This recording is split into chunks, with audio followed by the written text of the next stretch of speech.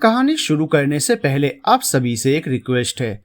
दोस्तों, अगर आपने अभी तक हमारे चैनल को सब्सक्राइब नहीं किया है तो प्लीज चैनल को सब्सक्राइब कर लीजिए। वीडियो अच्छी लगे तो लाइक शेयर कमेंट करना मत भूलिएगा। दोस्तों, आप हमें प्रेरित करते रहिएगा, हम अच्छी अच्छी कहानियां आपके सामने प्रस्तुत करते रहेंगे। 5वां भाग समझने के लिए शुरू के 4 भाग जरूर देख लीजिएगा, जिससे कहानी को भली भांति समझकर पूर्ण रूप से इसका आनंद ले सकें।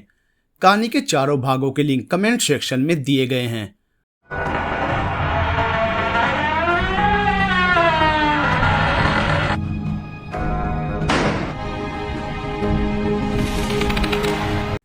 अंकल, मुझे माफ कर दीजिए, मैंने आपको बहुत गलत समझा, लेकिन फिर भी अब हमें यहाँ नहीं रुकना चाहिए। जाने दो उस डायरी को, हमें किसी डायरी वायरी से कुछ नहीं लेना देना। चलो नीरज यहाँ से। ये तुम क्या कह रही हो रिया? अब हम ऐसे कैसे जा सकते हैं, वो भी इतनी तूफानी बारिश और अंधेरे में? क्यों नहीं जा सकते? तुम यहाँ से बाहर निकलो, कोई ना कोई लिफ्ट दे ही देगा, लेकिन यहाँ से चलो बस, रिया ने रिक्वेस्ट की तरह नीरज से कहा। नहीं, मैं कहीं नहीं जा रहा, अब मैं उस बात को जानकर ही जाऊंगा जो उस डायरी में पापा मेरे लिए छोड़ गए हैं। नीरज ने 2 टूक फैसला सुना दिया। अंकल प्लीज आप ही समझाइए ना नीरज को, यहाँ रहना खतरे से खाली नहीं है, आप भी चलिए यहाँ से प्लीज। रिया, मैं तुम लोगों को जाने से नहीं रोकूंगा, अगर जाना चाहते हो तो जाओ, लेकिन ये याद रखना कि जब तक तुम पापा का कोई अधूरा काम या ऐसी कोई बात जो वो तुम्हें बताए बगैर ही चले गए उसे पूरा नहीं करोगे या जानने की कोशिश नहीं करोगे, तब तक तुम्हारे पापा की आत्मा यूं ही शायद हमेशा भटकती रहे मुक्ति की आस में। बाकी तुम लोग जैसे सही समझो। मैंने रिया और नीरज दोनों को देखकर बोला, नहीं अंकल, ऐसा नहीं होगा, मैं अपने पापा की आखिरी इच्छा पूरी करूंगा, जरूर करूंगा। नीरज दृढ़ता से बोला। रिया के पास खामोश रहने के अलावा कोई चारा नहीं था। कोई बात नहीं, जो हुआ सो हुआ, अब जो जरूरी है वो करना है। नीरज, तुम वो डायरी उठाओ, और मुझे लगता है कि उस पहेली में ही कुछ मैसेज है जो समझना पड़ेगा हमें। लेकिन सच कहूं तो अब मुझे भी उस डायरी को छूने में डर लग रहा है अंकल। नीरज ने मुझसे बोला। डरो मत, तुम्हें कुछ नहीं होगा, क्योंकि ये तुम्हारे लिए ही है, उठाओ उसे। मैंने उसे हिम्मत बढ़ाई, मगर नीरज की हिम्मत डोल रही थी। अगर मगर छोड़ो नीरज, देर मत करो, न जाने आगे क्या हो जाए। अभी उस पहेली को भी तो हल करना है। मैंने उसे समझाने की कोशिश की। नीरज ने बड़ी हिम्मत करके डरते डरते जमीन पर पड़ी उस रहस्यमयी डायरी की ओर हाथ बढ़ाए। उसके हाथों की कपकपाहट बता रही थी कि वो अंदर से बहुत डरा हुआ है। रिया ने अपने एक हाथ से नीरज का दूसरा हाथ पूरी ताकत से पकड़ रखा था। अब वो उसे हिम्मत दे रही थी या डर की वजह से नीरज को पकड़ रखा था, समझ नहीं आ रहा था। मैं खुद डरा हुआ महसूस कर रहा था। मैंने अपना तर्क रख तो दिया था, पर वो सही था या गलत ये मैं खुद तय नहीं कर पा रहा था। ईश्वर के भरोसे में नीरज के बढ़ते हाथों को देख रहा था। जैसे जैसे उसका हाथ उस डायरी की ओर बढ़ रहा था, वैसे वैसे हम सभी के दिल की धड़कनों की रफ्तार भी बढ़ रही थी। हम सभी अपनी धड़कनों को बखूबी सुन रहे थे, और तभी एक चीख सुनाई पड़ी। वो रिया थी। यूं उसके अचानक चीखने से हम दोनों की हालत खराब हो गई। रिया अपनी जगह पर ही आंखों को नीचे खड़ी थी, उसका शरीर थर थर कांप रहा था। हम दोनों की स्थिति भी रिया से अच्छी नहीं थी। क्या हुआ रिया? नीरज ने हकलाते हुए पूछा। वो मेरे पैर के ऊपर से कुछ गुजरा था अभी अभी, रिया ने कांपती आवाज में जवाब दिया। उसके जवाब देते ही मैंने टॉर्च की रोशनी से उसके पैरों के आसपास ही देखना शुरू कर दिया। तभी दीवार की तरफ भागता एक चूहा नजर आया। चूहा था वो, देखो, मैंने कहा। ओह, मैं तो डर गई थी। तुम बिना, तुम्हारी चीख ने हमारी जान ही ले ली थी रिया। नीरज लंबी सांस भरते हुए बोला। हम सभी ने राहत की सांस ली। अब फिर से एक नए डर का सामना करने की हिम्मत जुटाकर नीरज ने हाथ डायरी की ओर बढ़ाए। नीरज की कांपती उंगलियों ने जैसे ही उस डायरी को छुआ, वैसे ही हम सभी की सांसें रुक सी गई। हम फटी फटी आंखों से सिर्फ उस डायरी को ही देख रहे थे। नीरज का शरीर पसीने पसीने हो चुका था। यूं लग रहा था कि जैसे वो कहीं दूर से भाग कर आया हो। उंगलियां डायरी को छू रही थी, लेकिन कमाल की बात है, वहां ऐसा कुछ नहीं हुआ जैसा मेरे साथ हुआ था। यानी मेरा तर्क सही था शायद। नीरज बिल्कुल ठीक था। डायरी उठाओ नीरज, मैंने धीरे से कहा। नीरज ने मेरी ओर देखा। मैंने उसे इशारा किया कि वो डायरी उठा सकता है। उसने पूरी हिम्मत समेटकर उस डायरी को उठा ही लिया। सब कुछ बिल्कुल नॉर्मल था। नीरज के साथ साथ रिया के चेहरे से भी डर के साथ साथ आश्चर्य के भाव परिलक्षित हो रहे थे। मैं अपने को सामान्य रखने की कोशिश करते हुए नीरज से बोला, देखा नीरज, शायद मेरी बात सही साबित हुई। तुम ही इस डायरी के असली हकदार हो। यही वजह थी कि तुम्हें किसी तरह का झटका या कोई अजीबोगरीब चीज नहीं हुई। हाँ, आप सही कह रहे हैं अंकल, मैं बिल्कुल ठीक हूँ। नीरज थोड़ा खुश होते हुए बोला। नीरज जल्दी करो, उस डायरी को देखकर ही मुझे डर लग रहा है। अब जो भी करना है जल्दी करो और चलो यहाँ से प्लीज। रिया ने सहमी आवाज में कहा। वो अभी भी उस डायरी को ही देख रही थी। रिया सही कह रही है, अब देर मत करो, उस पहेली को हल करने की कोशिश करो। मैंने रिया की बात पर सहमति जताते हुए कहा। नीरज ने तुरंत डायरी के पन्ने पलटे और उसी बॉक्सनुमा पहेली वाले पेज पर पहुंच गया। मैं और रिया अब किसी भी तरह का रिस्क नहीं उठाना चाहते थे, तो हम दोनों नीरज से कुछ दूरी पर ही खड़े रहे। नीरज उस पहेली में छुपे राज को समझने की कोशिश में माथापच्ची करने लगा। वक्त अपनी गति से चल रहा था। बारिश अपने पूरे रंग में लगातार पड़ रही थी। कड़कड़ाहट भरी चमकती बिजली और गर्जन करता आकाश किसी भी कमजोर दिल वाले की जान ले लेते। मैंने टॉर्च की रोशनी उस डायरी पर ही केंद्रित कर रखी थी। नीरज उन अंकों की गुणागणित में उलझा हुआ था, पर उसके चेहरे के आते जाते भाव बता रहे थे कि वो उसकी समझ के परे है। वो मेरी तरफ देखते हुए बोला, पेन है क्या अंकल? पेन? हाँ है ना, एक मिनट। इतना कहकर मैंने अपने बैग से अपनी लेखन वाली डायरी और पेन निकाला और नीरज के सामने रखी मेज पर रख दिया। उसके हाथों में देने से मैं डर रहा था। ये लो, पेन के साथ डायरी भी, शायद इसकी भी जरूरत है। ओह गुड, थैंक्स अंकल, उसने हल्की मुस्कान के साथ जवाब दिया। कई घंटों के बाद शायद अब नीरज के होंठों पर मुस्कान आई थी। उसने डायरी और पेन उठाया और अपने पापा की डायरी में लिखे रहस्यमयी बॉक्स को नंबरों के साथ मेरी डायरी में उतार दिया। अब वो मेरी डायरी में ही पेन से उसे हल करने की कोशिशों में लगा हुआ था। मैं और रिया उसे ही देख रहे थे। मैं भी मन ही मन उस पहेली को सुलझाने का प्रयास कर रहा था, लेकिन मेरे भी दिमाग की बत्ती अंधेरे में डूब गई थी। जैसे नीरज डायरी के पन्ने पर पन्ने फाड़ता जा रहा था, कभी कुछ लिखता कभी कुछ लिखता, फिर पन्ने को फाड़कर जमीन पर फेंक देता। काफी तेजी से वक्त गुजर रहा था, लेकिन अभी तक नीरज की उस रहस्यमयी संदेश का एक अंश भी हल नहीं हो पाया था। आखिरकार वो झुंझलाकर बोला, ओ माय गॉड, मेरे को तो कुछ भी समझ नहीं आ रहा। आखिर पापा इस पहेली के माध्यम से कहना क्या चाहते थे? ऐसा क्या राज छुपा है इसमें जो वो हमें पहले बता नहीं सके और इस डायरी में लिख गए? उफ, मेरी डायरी और पेन दो मुझे नीरज, शायद मैं तुम्हारी कुछ मदद कर सकूं, मैंने नीरज से कहा। नीरज ने बिना कुछ कहे मेरी डायरी और पेन मेरी ओर खिसका दिया। मैंने काफी सतर्कता से अपना हाथ डायरी की ओर बढ़ाया। तभी रिया बोली, नहीं अंकल, उसे मत छूना, हो सकता है इसमें भी। रिया की आवाज में डर साफ साफ झलक रहा था। उसके इन शब्दों ने मुझे अपने हाथ पीछे खींचने को मजबूर कर दिया। डर मन से कांप गया। मुझे वो जोरदार झटका याद आ गया। कुछ देर तक मैं अपनी डायरी को दूर से खड़े देखता रहा, पर मैं जानता था कि इस तरह से खड़े रहने से कुछ नहीं होने वाला था। हमें हर हालत में इस पहेली को हल करना था।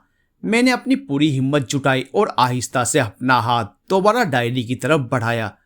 रिया, जो अभी तक मेरे करीब खड़ी थी, वह डरकर मुझसे काफी दूर जाकर खड़ी हो गई। नीरज भी अपनी डरी और सहमी हुई आंखों से मेरी ही ओर देख रहा था। मेरी उंगलियां मेरी डायरी के करीब पहुंच चुकी थी। उनमें बहुत तेज कंपन हो रहा था। फिर भी मैंने भगवान का नाम लेकर डायरी पर हाथ रख ही दिया और ये तो करिश्मा हो गया। कुछ भी अजीब नहीं हुआ, ना कोई झटका और ना ही कोई डरावना एहसास। मैं कुछ देर तक डायरी के ऊपर ही हाथ रखे रहा। रिया और नीरज की नजरें मेरे ऊपर ही थी। मैंने उन दोनों की ओर देखा और उस डायरी को उठा लिया। सब कुछ सामान्य ही था, यानी मुझे अपनी डायरी के छूने पर कोई भी प्रतिक्रिया ना होना ये साबित कर रहा था कि उन आत्माओं को अपनी डायरी किसी और के द्वारा छूना भी अनुचित लगता था। लेकिन जब उनके बेटे ने खुद उस डायरी के उस रहस्यमयी पहेली को अपने ही हाथों किसी और डायरी में लिख कर दिया, तब शायद उन आत्माओं को लगा होगा कि यह व्यक्ति उनके बेटे के लिए सहायक हो सकता है और इसीलिए उन्होंने मुझे मेरी डायरी उठाने दी होगी। मैं डरा हुआ अब भी था, लेकिन कहीं ना कहीं एक खुशी भी महसूस हो रही थी। मुझे पंडित जी की कही बात याद आ गई, तुम्हें तुम्हारे प्रश्नों के जवाब वही मिलेंगे, और अब शायद मैं उन जवाबों के करीब था। आप ठीक तो है ना अंकल? नीरज ने पूछा। मेरे मुंह से सिर्फ निकला। थैंक गॉड, रिया ने राहत भरे स्वर में कहा। मैं उस डायरी में लिखे उस सवाल को समझने की कोशिश करने लगा। रिया भी मेरे बगल में आकर खड़ी हो गई। उसकी भी निगाहें उस सवाल पर थी। 3, 5, 7, 9, 11, 13, 15, 17, 19, 21, 23, 25, 19, 2, 9। मगर मेरा भी वही हाल था जैसे कि नीरज के था। मैं भी पन्नों को भरता जा रहा था और फाड़ता जा रहा था। काफी देर गुजर गई पर अभी तक मैं भी उस सवाल को समझ नहीं पाया। वह कोई गणितीय सवाल जैसे था, फिर भी उसका कोई उत्तर निकल कर नहीं आ रहा था। वह बॉक्स, उस पर लिखे अंक, सब कुछ मेरे सामने था।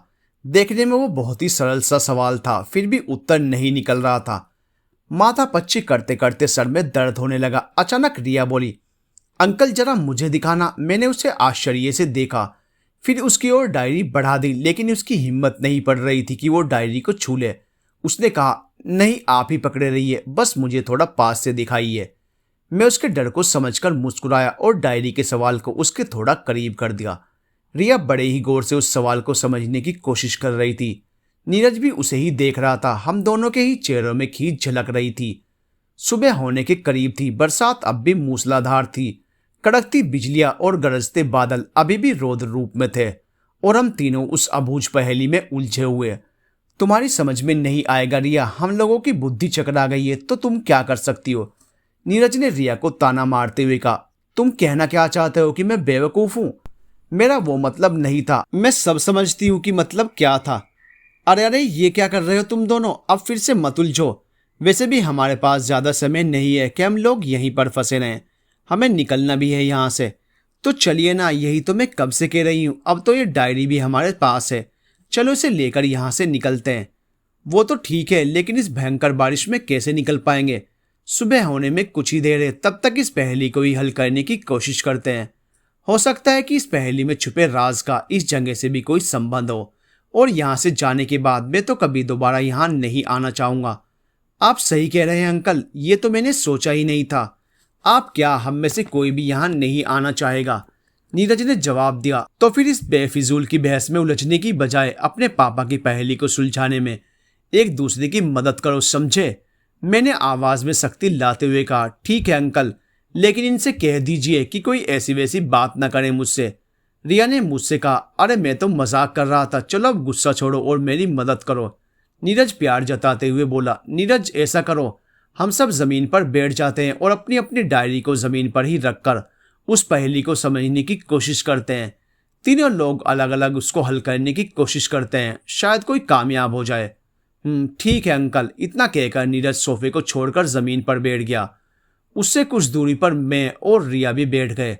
हम दोनों ने अपनी अपनी डायरी बीच में रखी, जिससे कि टॉर्च की रोशनी उन दोनों डायरी पर बराबर पड़ती रहे, और हम सब फिर से उस रहस्यमयी पहेली को हल करने की कोशिश करने लगे।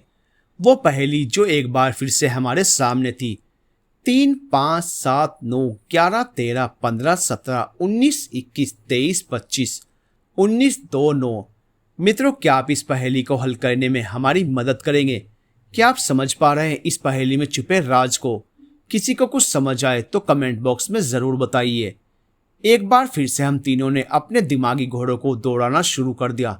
नतीजा वही, ढाक के 3 बात। अभी हम लोग किसी नतीजे पर पहुंचते उसके पहले ही कुछ ऐसा हुआ कि हम सबके होश फाख्ता हो गए। अभी हम लोग उस पहेली को समझने में उलझे ही थे कि एक जोर की आवाज ने हमें चौंकने को मजबूर कर दिया। ऐसा लगा जैसे कोई भारी चीज तेज आवाज के साथ बाहर गिरी हो। हम सबकी नजरें बंद दरवाजे की ओर ही थी। सभी की धड़कनें तेज हो चुकी थी। जहन में अजीबोगरीब सवालों ने जन्म ले लिया था। बाहर से आई उस आवाज ने हमें एक बारगी डरा दिया था। क्या गिरा बाहर? नीरज ने डरते हुए पूछा। हम सब खामोश ही रहे, क्योंकि यही सवाल हमारे पास भी था। अभी हम लोग बाहर के हालात को समझने की कोशिश ही कर रहे थे कि अचानक कुछ गुर्राहट जैसी आवाज बाहर से आती हुई महसूस हुई, जैसे कि कोई जानवर। ऐसा ख्याल दिमाग में आते ही रिया की तो जान ही निकल गई। हालात हम दोनों के भी ज्यादा अच्छे नहीं थे। बस एक उम्मीद थी कि दरवाजा अभी तक बंद था, पर हमें ऐसा लग रहा था जैसे कोई है जो दरवाजे के आसपास टहल रहा है।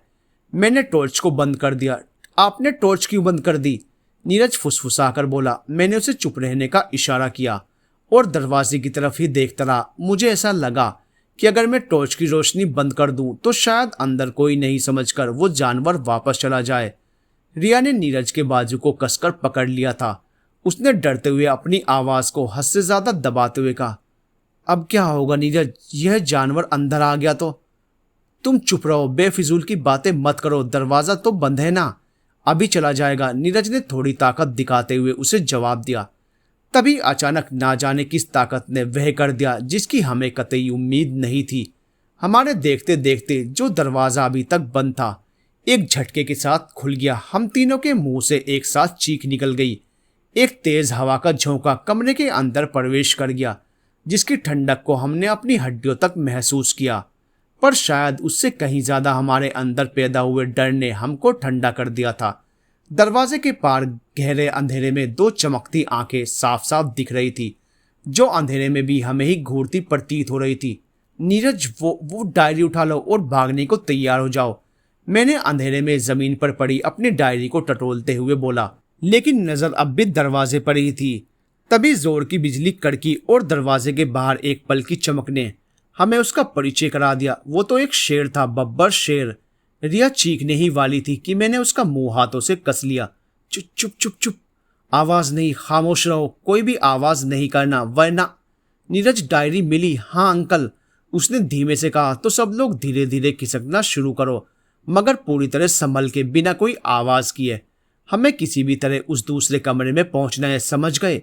इस अंधेरे में कैसे? बात मत करो, खिसको, वरना हम सब मारे जाएंगे। इतना कहकर मैंने डायरी को जेब में ठूंसते हुए टॉर्च को हाथों में लेकर बड़ी खामोशी से छिपे खिसकना शुरू कर दिया। मेरे साथ ही वो दोनों भी ज्यादा से ज्यादा सावधानी बरतते हुए खिसकने लगे। हम तीनों की निगाहें एक पल के लिए भी उन चमकती रोशनी से नहीं हटी थी जो अभी तक एक ही जगह स्थिर थी। हम तीनों ही अंधेरे में काफी संभलते हुए पीछे खिसक रहे थे।